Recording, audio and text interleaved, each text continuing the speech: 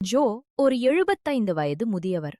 அவர் மிகவும் மகிழ்ச்சியாக வாழ்ந்து ஒரு அழகான குடும்பத்தை உருவாக்கினார்.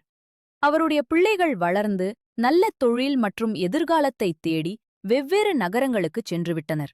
அவர் தனது காலஞ்சென்ற மனைவியின் நினைவுகளுடன் ஒரு சிறிய கிராமத்தில் வாழ்ந்து வந்தார். ஜோவுக்கு 4 பேரக்குழந்தைகள் இருந்தனர். அவர்கள் விடுமுறை நாட்களில் அவரை பார்க்க வருவார்கள். அது விடுமுறை காலம். ஜோ தனது பேரக்குழந்தைகளின் வருகைக்காக ஆவலுடன் காத்திருந்தார். அவர் குழந்தைகளுக்காக தனது வீட்டை தயார் செய்து கொண்டிருந்தார்.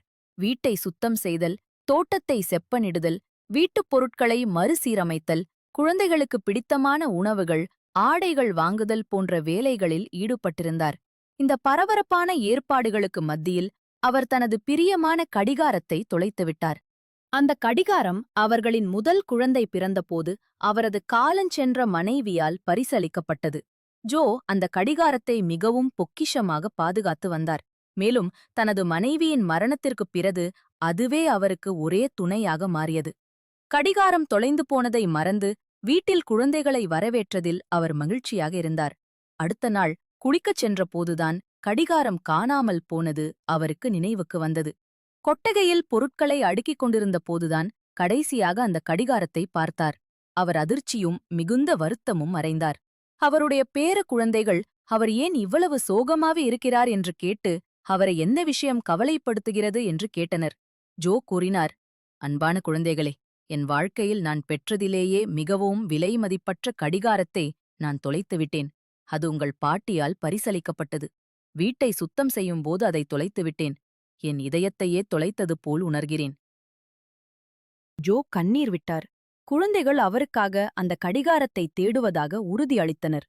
ஒரு பேத்தி கேட்டாள், தாத்தா, கடிகாரம் காணாமல் போவதற்கு முன்பு கடைசியாக எப்போது பார்த்தீர்கள் என்று உங்களுக்கு நினைவிருக்கிறதா?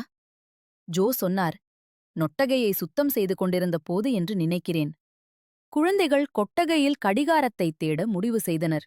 அந்த கொட்டகை கழிவுப் பொருட்கள், புத்தகங்கள், பழைய இரும்புச் சாமான்கள், உடைந்த தளபாடங்கள் போன்றவற்றால் நிரம்பியிருந்தது.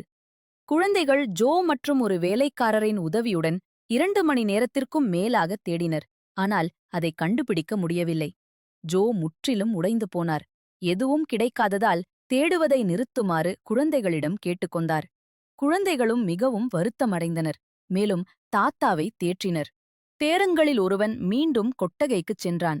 அவன் ஏன் மீண்டும் அங்கே செல்கிறான் என்று ஜோ கேட்டார். அந்தச் சிறுவன் மற்றவர்களை தன்னை பின்தொடர வேண்டாம் என்றும் அமைதியாக இருக்கும்படியும் கேட்டுக்கொண்டான். மற்றவர்கள் சற்று ஆச்சரியப்பட்டாலும் அவன் சொன்னபடியே நடந்து கொண்டனர். அந்தச் சிறுவன் கொட்டகைக்குச் சென்று அங்கே அமைதியாக அமர்ந்தான். மற்ற குழந்தைகள் அவனை அடைந்து அவன் என்ன செய்கிறான் என்று கேட்டார்கள். அதற்கு அந்தச் சிறுவன் சத்தம் போட வேண்டாம் என்று அவர்களிடம் கூறினான். அவன் சுமார் 15 நிமிடங்கள் அங்கே அமர்ந்திருந்துவிட்டு பின்னர் தன் தாத்தாவிடம் விரைந்து ஓடினான். ஆம், அவன் கடிகாரத்தை கண்டுபிடித்து அதை மகிழ்ச்சியுடன் ஜோவிடம் கொடுத்தான். ஜோ ஆச்சரியப்பட்டு அவனால் அதை எப்படி கண்டுபிடிக்க முடிந்தது என்று கேட்டார். அதற்கு அந்தச் சிறுவன், நான் அங்கே சத்தம் போடாமல் அமர்ந்திருந்தேன். கொட்டகை மிகவும் அமைதியாக இருந்தது.